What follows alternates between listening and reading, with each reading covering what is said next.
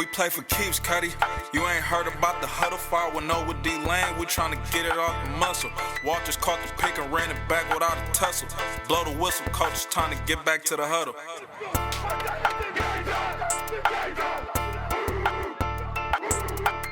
Welcome to the 510 Huddle. We back again. It's your host, Isaiah. We got D-Lane. He's preparing for a bowl game today. The Laney Eagles are going to take on Sierra College for a bowl game this Friday, I believe at 3 p.m. So you got some time. Check out D-Lane coaching his DBs up. So again, another week. It's just me, y'all. No D-Lane, but it's all right. And we're going to talk about a couple things today. The big news of Lincoln Riley, him heading out west to USC. We're going to touch a little bit on the 49ers and their win streak and the expectations they have for this upcoming playoffs. Touch a little bit on the Raiders and a report that came out this week around Mark Davis and his coaching search and what he's doing there. And then we'll touch a little bit on what the Russ and Pete Carroll era is coming to. It looks like it might be ending, but we'll touch a little bit on that. And the last piece, we'll rattle through who's the best team in the NFL, right? I think this season, we're seeing a lot of different teams, highs and lows, but no one's truly dominating week in, week out. So we're going to dive into those topics today. I'm really excited, especially with this Lincoln Riley news. Let's start there. Lincoln Riley reportedly signed a $110 million deal, some perks in there, right? A house that would be purchased for him in LA. And to me, the coolest part of his contract, or most useful, is the 24/7 PJ access. So Lincoln Riley, he gets to use USC's private jet for personal business whenever he wants. So if he wants to go to Cabo for the weekend, in the PJ. The wife wants to go New York just shopping for the week, take the PJ.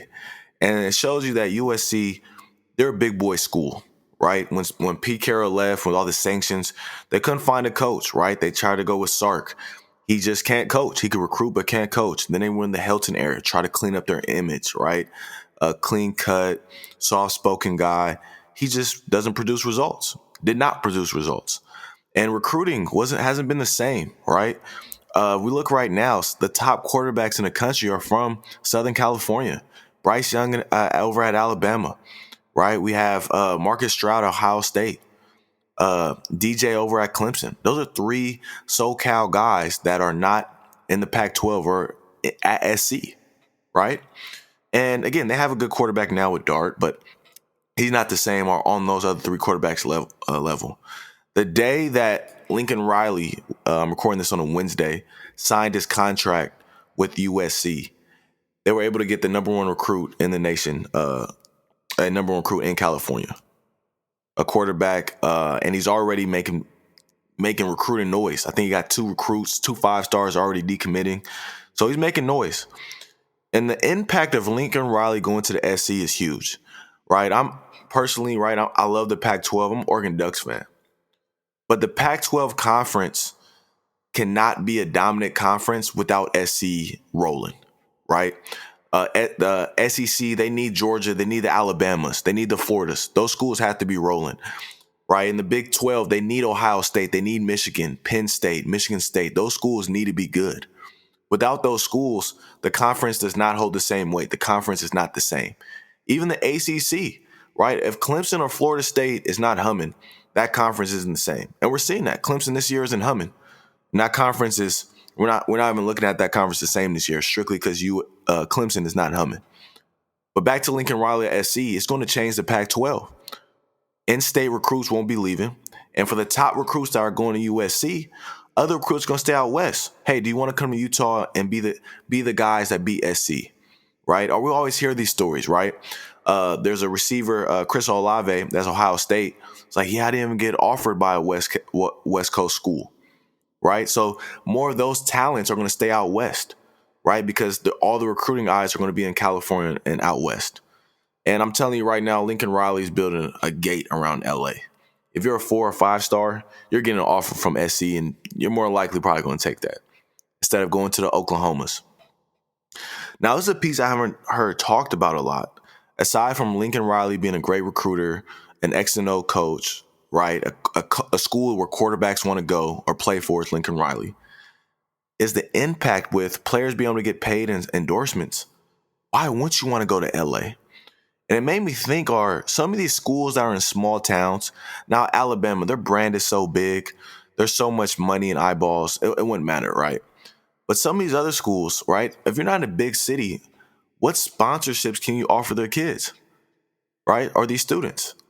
If you're at USC, there's so many big businesses, entertainment, that you can have endorsements, more sponsorships, right? You're right there by Hollywood. You might be in more commercials, right? You're out west. You're real close to Oregon and Nike. So why wouldn't you get more endorsements and more sponsorship by going to USC? I think that's going to be one of the big selling points. Come out west, and not just for the kids in state. Lincoln Riley is going to be going to Texas. He's going to be going to Florida, Georgia, Louisiana. He's going to be stealing those recruits. Don't think for 1 second that there's some five-star LSU recruit that might not be going to LSU because Lincoln Riley is at SC. And I know a lot of people that don't follow Pac-12 football, they're probably, oh, it sucks. Pac-12 football was one of the best conferences in national championships when Pete Carroll was at USC. It's simple. When USC is a machine, the Pac-12 is a machine. And we saw different teams trying to fight for dominance, right? The UW, they made the playoffs the first year. Couldn't hold the dominance. Oregon, every year, they have a great recruiter now in Mario, but they cannot hold the undefeated dominant seasons. They're either missing a quarterback or missing something. SC is not going to be missing nothing. They're going to be loaded. They're going to have a quarterback. They're going to have an O-line. They're going to have a D-line. They're going to have skilled players. They're going to be loaded with talent. So I think it's exciting for the Pac-12. Now, where does it hurt the Pac-12? Now, I think the Pac-12 is, it's really 4 to 5 teams that every conference needs, right? Like I mentioned before, Big 12, Michigan, Ohio State, Penn State, Michigan State, right? You got to have those teams. For the Pac-12, it's SC's the lead dog, right? Then you have the Oregons, the UWs, Utah, who has a top coach as well, and Stanford. All those schools will be humming when Shaw was with Andrew Luck, right? UW, Sark was loaded with talent, right? So all these other conferences, all these other schools are going to get better. Now, where the schools will get hurt or not, I wouldn't say hurt, will lose top talent, the Arizona schools. And someone pointed out to me when, the Pac-12 was humming, the Arizonas, the Colorados, Washington States, Oregon States, they took a step back because they don't get that second or third tier talent out west. So those schools might hurt a little bit, but the top 4 or 5 schools in the Pac-12, oh yeah, they're going to be humming the talent. And it's exciting day for West Coast football. This is a West Coast 510 Huddle pod. It's good to see kids staying out west now. That will happen. Top coach and more opportunities out here. So it's exciting to see. We're going to fill those stadiums back up. Now let's move over to the 49ers, right? We talked enough about Lincoln Riley and impact. And the 49ers, I was talking a lot about Kyle Shanahan on the last pod, right? They're 5-5. Now they're 6-5. And you're probably thinking, Isaiah, your tone should probably change. More confidence in this team. No, it's not changing. They're 6-5. Good job. They're the 6th seed. Good job. And they have one win. I'll repeat that. One win against a team with the winning record. Last year when the Steelers, I think, were 11-1, they played one team with the winning record, and we're like, hey, the Steelers aren't that good. What happened? They lost the first round of playoffs against the Browns. And I'm going to say the same thing about the 49ers. It's not necessarily about their talent. Again, it's all back on Kyle, right? The teams that he's lost to all have winning records, right? He's beat the two people that he's owned. He's owned the Rams in his career, and he's owned the Vikings in his career. And the Vikings, again, they have 3 players, Dalvin Cook, Thielen, Jefferson. Take those 3 players away, they're a 2-3 win team. Now you're probably thinking, Isaiah, you're being really hard on the 49ers. You're not giving enough credit, this and the third. No, they have a talented team, have a top defense, right? They have talent everywhere on offense, Debo, Ayuk, Trent Williams, Kittle. They have a formidable quarterback in Jimmy Garoppolo. I just feel like this team is underachieving because of Kyle Shanahan. You're 6-5 in the NFC. I'm going to read y'all a shocking stat. If outside of the NFC West, there is not a single team in the NFC that has more than one team in their division with a winning record. NFC North, one team with a winning record. NFC East, one team with a winning record. NFC South, one team with a winning record. Right? And then you have the NFC West that has three teams. Rams, Niners, Cardinals. So the NFC is a joke. The NFC is a joke. I compared it to the NBA and the East, right? You got 3 to 4 teams up top. The rest are a joke. Right? We always see the 7th, the 8th seed in the East always have losing records. Well, this year again, you're going to have. Last year there was a team 8-8 and 7-9 in the NFC playoffs. 8-8 and 7-9. Those were the two teams in the playoffs last year for the NFC. This year we're going to have. It's probably the same thing. The Vikings are the 7th seed at 5-6. The Niners are 6th seed, nice and comfortable at 6-5. There's not another team in the NFC with even close enough talent to the 49ers, right? The only thing to me holding them back is Kyle Shanahan. I'll be honest, the only thing to me holding the 49ers back is Kyle Shanahan. And you're like, oh, he's found his groove. He's done this and that. Let me see you beat some teams that you aren't supposed to beat. And again, you have a talented roster. Right now, some guys are out, right? We see Debo, Fred Warner, a few guys out this week playing the Seahawks. There's no way in hell you should lose against the Seahawks. And I know this. I know if Kyle Shanahan's team is loaded, right? Not a single weakness on the team, I know they're going to win. That's what they did in 2019. They won. Now, if there's anyone's hurt, nothing's going well, nothing's going perfect, Kyle usually doesn't win. The reason they're sitting at 6-5 instead of 8-2, so 8-3. And so my thing with the 49ers going forward is I think they're a playoff lock. And it's no way, with the amount of talent they have on that team, they're going to have a below average coach and still make the playoffs, especially in the NFC. And again, just for comparison, there's 12 teams in the AFC with a winning record. 12. There's 6 in the NFC. So 12 teams in the AFC have a winning record. So, I mean, if you don't make the playoffs in the NFC, you should be fired. If you have a talented or above average roster and you don't make the playoffs in the NFC, you should be fired. Okay? So, with that being said, to me, I'm just looking at the expectations of the Niners in the playoffs. Are they a one-and-done playoff team? Are they hey, we can win a playoff game? Right? Now, I'm looking at the teams that are in the playoffs. I believe the Niners could beat Dallas. Reason being, I don't believe in McCarthy and their defense isn't that strong. Now, the Bucks, the Cardinals, right? The Packers, I don't see them being those three teams. I can see them being the Rams. They own the Rams. Why wouldn't they beat the Rams? So if they're playing the Cowboys or Rams, I can see them win the playoff game. But my whole question then comes to, what's your plan with Trey Lance? So the plan was to trade let me take a step back. Trade a lot of draft capital for Trey Lance, have him sit for a year, then trade. I guess they're planning on trading Jimmy Garoppolo for a first-round pick in the offseason, and then it becomes a Trey Lance show. And with that freed up space, they can just build the team and use that low salary cap number that Trey Lance will have, add more talent. I believe that's their plan. How do they know what Trey Lance needs to work on? Right? He's not, again, I don't want to hear Patrick Mahomes, Josh Allen, none of that. Aaron Rodgers, he hasn't played a lot of football in his career. Right? He's literally played 17 games his whole entire career at quarterback. College and pro. 17 games. 17 games, college and pro. Right? And then he'll be going into next season going 2.5 years with one game. 2.5 years with one game. So, again, this is Kyle Shanahan. You get paid the big bucks. You're looked at it as, by the media, as one of the top coaches in the NFL. And so this is year 5. So, hey, you're making the playoffs for the second time in year 5. That's happening. A little luck along the way, but everyone needs luck. Everyone needs luck. But now the eyes go to Trey Lance. What is going on here? And again, you are what your record is. You're 6-5, so you're actually winning now. Kyle still doesn't have a winning record as a head coach yet, but they're going in the right direction. And I'm taking it game by game. Once the 49ers have locked the playoffs, I will give Kyle Shanahan his applause for making the playoffs in year 5 and officially having a winning record as an NFL coach through 5 years. He will get his flowers on the 5-1-0 huddle.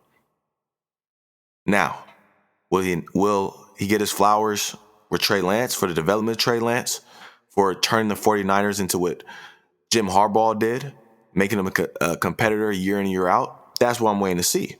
Because that's why Kyle Shanahan was brought here, to make the 49ers a competitor, consistent playoff team year in and year out. The Rams make the playoffs year in and year out, right? Seahawks have done it for a decade. All right, that's the plan with Kyle Shanahan. So once that happens, Kyle Shanahan will get his flowers.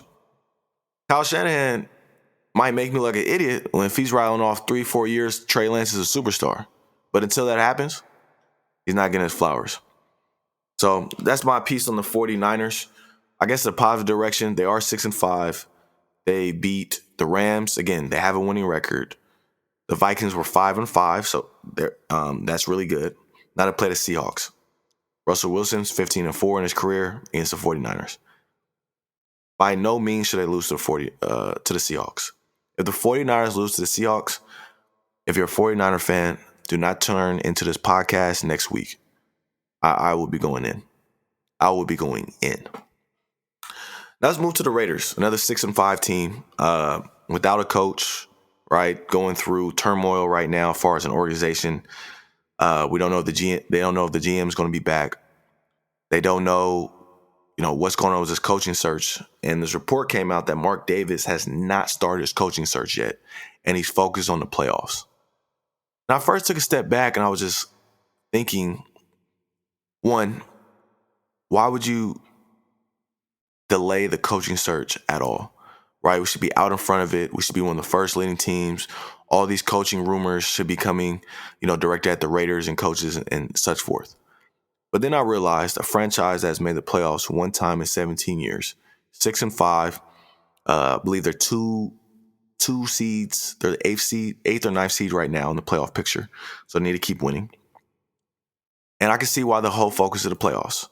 I was really upset, not upset, but just thinking, how can you not be interviewing or calling or making calls, seeing who's available for coaches? But I believe the Raiders would be a more appealing job if let's say they make the playoffs barely, right? It shows you that, hey, if Derek Carr makes the playoffs, that would be the greatest accomplishment of his career. With losing your coach, losing your star receiver, losing another first-round draft pick just being released, Damon Arnett, and O-line that's been struggling and trying to get it together, young O-line. If Derek Carr makes the playoffs, it'll be the greatest thing he's done as a quarterback in his career.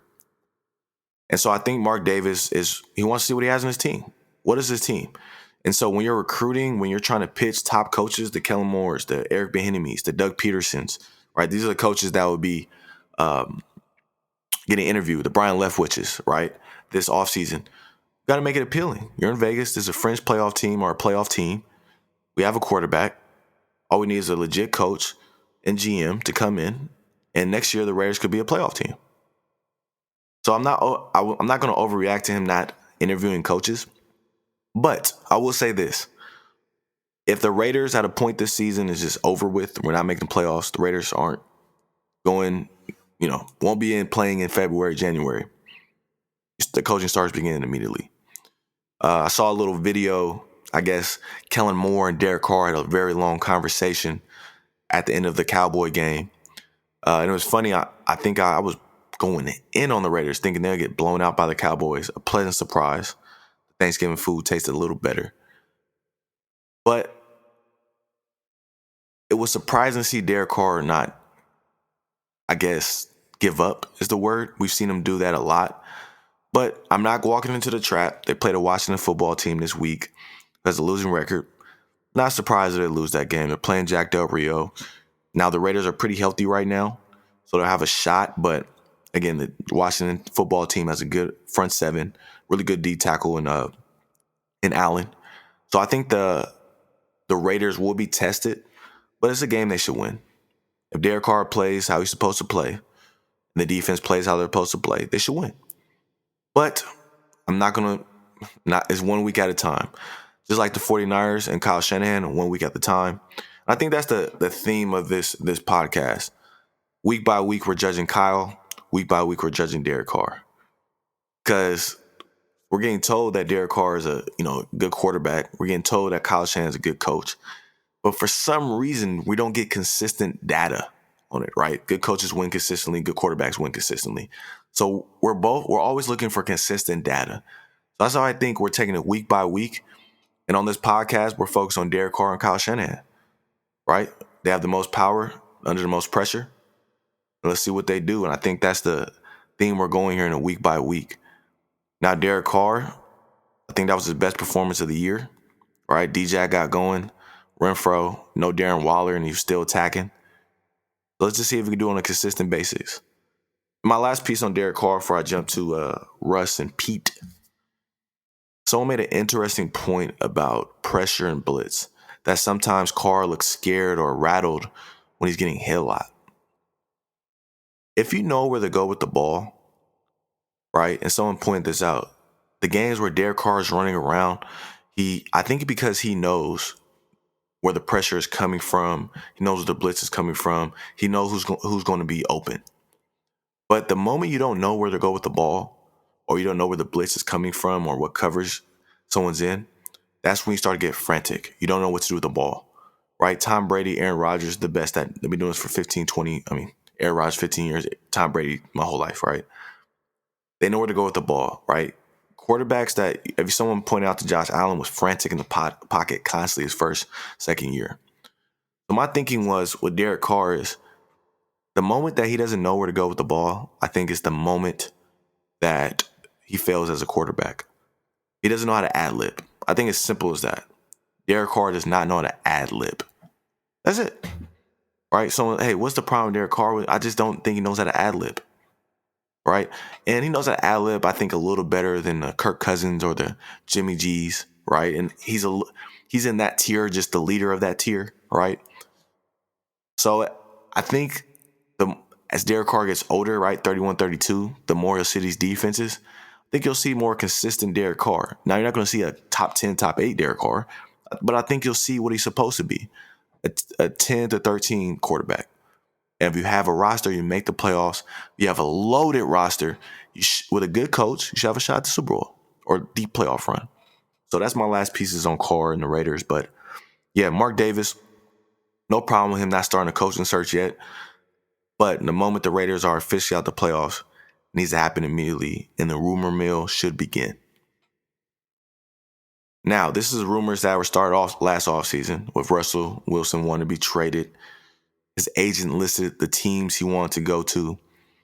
Now this season, right, it started off hot, right? I think they opened up 3-0. Then Russ broke his finger, right? And I think a lot of people were like, hey, as soon as Russ gets back, the NFC is not real competitive. We can make a run. Not happening. Russ, now it could be rusty from the finger, the rehab, maybe rusted back too soon. But Russ doesn't look the same. I've never seen Russ play this level of football. It's not like he's missing his top targets, right? He's missing Ben Carson, but he still has DK and Lockett. So the question that led me to believe is Russ checked out, or does Pete Carroll know the end is here? Something's wrong in that locker room and with that team. So as an organization, who are you parting ways with? 70-year-old Pete Carroll or in their prime Russell Wilson? That's the decision that organization has to make. Now, if I'm taking a step back, I think it might be Pete Carroll's time to go. I think it's easier to find a coach, a high-level coach, than it is to find another franchise quarterback. Not just a franchise quarterback, a walking Hall of Famer, because that's what Russell Wilson is, a walking Hall of Famer. So the Seahawks have a tough choice to make this offseason. They're not making the playoffs. I think even if they win out, they'll have, let me see, they'll win 8 or 9 games. They win out. I mean, that could make the playoffs in the NFC. I think it's going to take at least 9 and 10, right? Or they could sneak in on that, be that 8 and 9 team in the 7th seed. But it's over. I just think you've seen the way the teams draft. Their defense is horrible. That Jamal Adams pick is just I mean, when the trade happened, it was like that was a lot to give up. But he's not an impact player.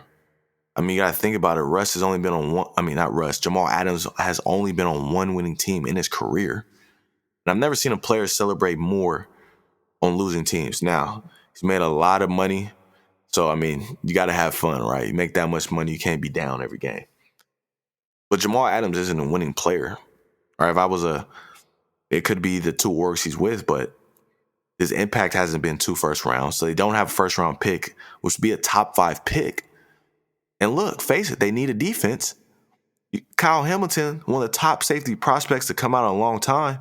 You can't tell me Kyle Hamilton would be an immediate upgrade over Jamal Adams, but they don't have that pick. Jets do. Shout out Joe Douglas for that trade. So I think it's, get back to the point of Pete Carroll and that roster. It's not a winning roster on defense. They've missed on a lot of picks. And it's okay to miss on picks. When you're always picking the 20s, it's hard to hit, right? But you need to hit on these late round picks too. They haven't hit on a running back. Ben Carson's always hurt. They haven't hit on a tight end, right? They've hit on DK, Lockett. What player have they hit on that's not from the old regime or the beginning success of the Seahawks, right? They've missed on corners, left and right. Now, they've hit on free agent acquisitions or trades. Like, they missed on Jamal Adams, but they hit on Diggs. Diggs is definitely a top 8 safety in the NFL. And so I'm starting to see that, to me, the Vikings are built, the Seahawks are built very similar to the Vikings. Very similar.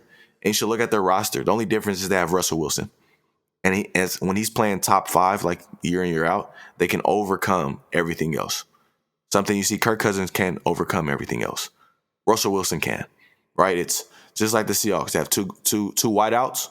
They got a quarterback. They got a running back when healthy, Ben Carson. And on defense, they got a safety. Just like on defense, the Vikings got Harrison Smith. And that's your squad. Oh, yeah, you have Wagner at linebacker. No disrespect. And the Vikings have Kendricks. Very similar team, right? He's got a safety, couple wideouts. The D-line, O-line's average. So when you're average on the line, scrimmage, you have no corners and just 2 wideouts and a defensive coach.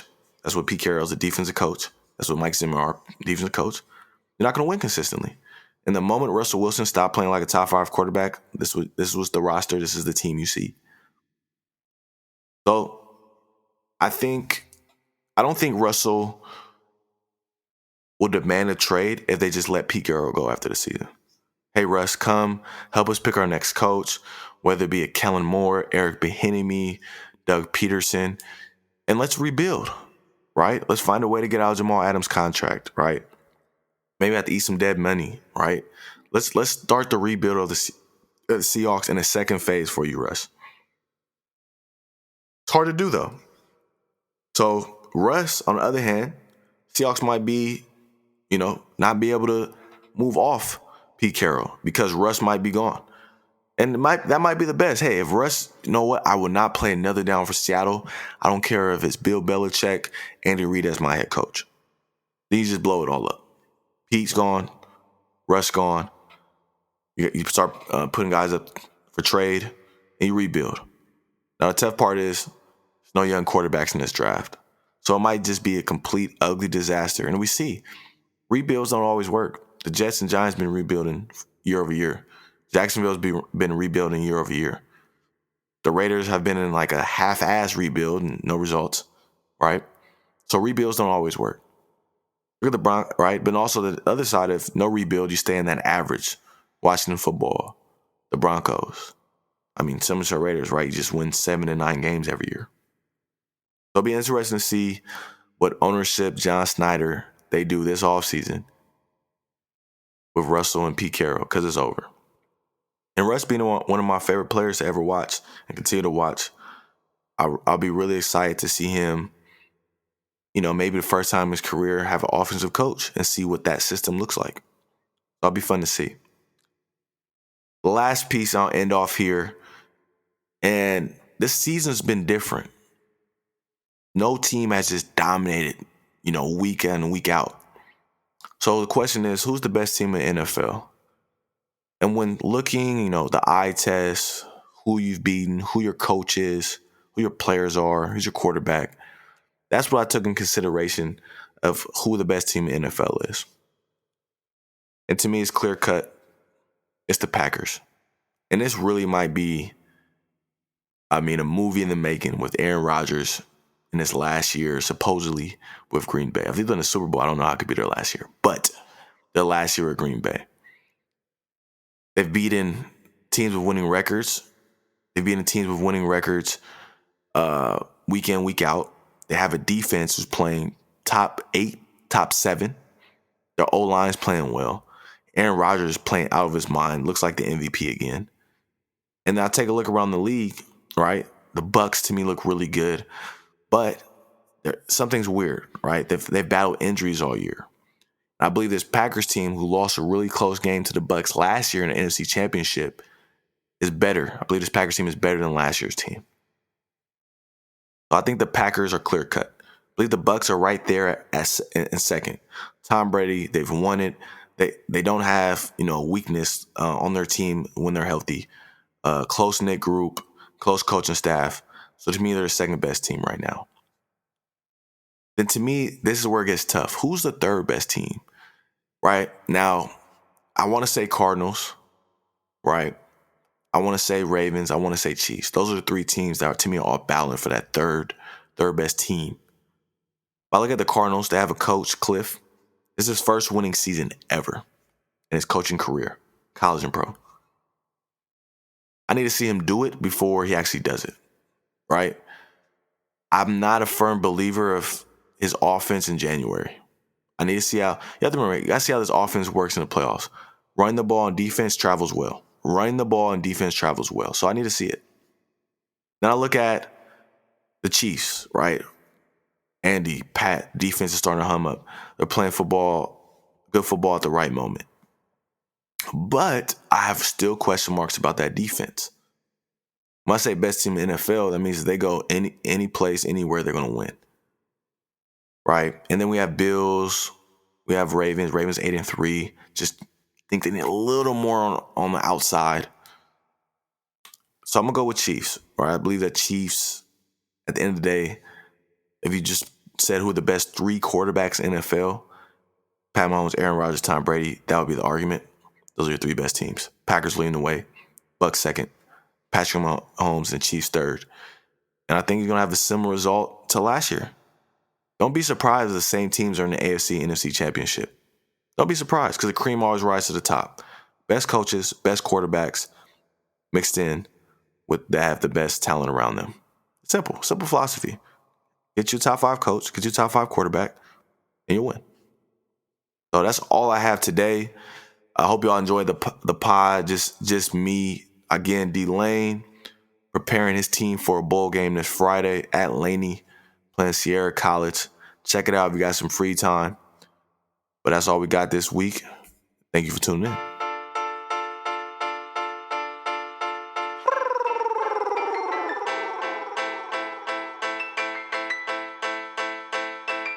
We play for keeps, Cuddy. You ain't heard about the Huddle 5-1-0 with D-Lane. We tryna get it off the muscle. Walters caught the pick and ran it back without a tussle. Blow the whistle, coach is trying to get back to the huddle.